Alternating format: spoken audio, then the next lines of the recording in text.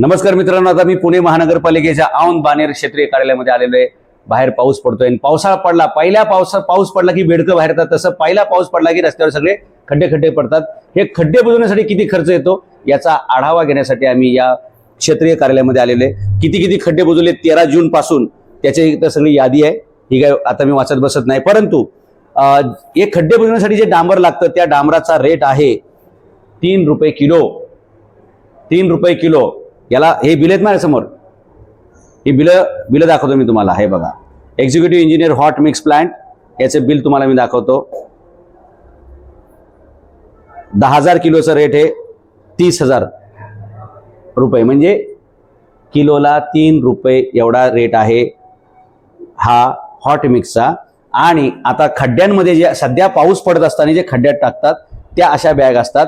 याला cold mix म्हणतात. Cold mix म्हणजे हे भिगोया धोया हो गया, मॅगी कसं असतं, गरम केलं ओके, तसं हे कोल्ड मिक्स आहे. हे सगळं रेडीच करून ठेवलेले. या बॅगमध्ये असे 25 किलो 50 किलो असते. हे 28 रुपये किलो असते. आणि हे फक्त खड्ड्यात टाकलं आणि त्याच्यावर रोलर फिरवला की ऑटोमॅटिक खड्डा बुजला जातो. एवढं सगळं सोपं असताना संपूर्ण शहर आणि महाराष्ट्र खड्ड्यांनी बेजार आहे मित्रांनो.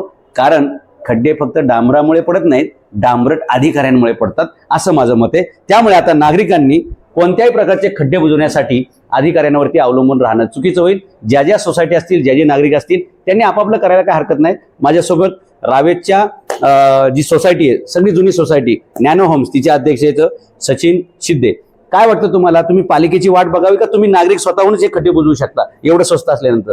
तर मग आम्ही अंदाज घ्यायला आलो, रेट काढायला आलो की किती खर्च येतो. आम्हाला वाटलं खूप महाग असेल, पण जर 3 रुपये किलोनी ते रेडी मिक्स मिळत असेल आणि 28 रुपये किलोनी जर मिळत असेल 40 रुपये, तर मग एवढे खड्डे, एवढे प्रॉपर्टी टॅक्स, जीएसटी सगळं देण्यापेक्षा हे आपलं आपलं डांबर घ्यायचे आणि आपले इथले रस्ते खड्डे आपणच बुजवावे. म्हणजे माझे खड्डे माझी जबाबदारी, असंच झालंय ते आता. कारण मला त्याच्यासाठी कंप्लेंट करा, फॉलोअप करा, तो तक्रार कंप्लेंट अर्ज बाद करतात, परत येतात. एवढा वेळ घालवण्यापेक्षा मी ते हे घेईल, 10-20 हजार रुपये माझे जातील, पण माझी कायमची कटकट संपल ना. म्हणून आम्ही सोसायटीचे लोक जास्त संख्येने असतात, त्यांच्यासाठी तर आणखी कॉस्टली खाली आहेत.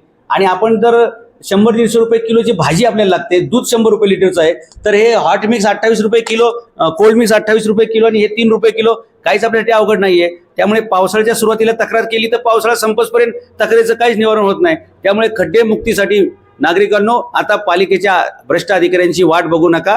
तुमच्या घरासमोरचे रस्ते बुजवण्याची जबाबदारी तुमची आहे. कारण तुमच्या घरासमोर जे रस्ते पडले त्याला तुम्ही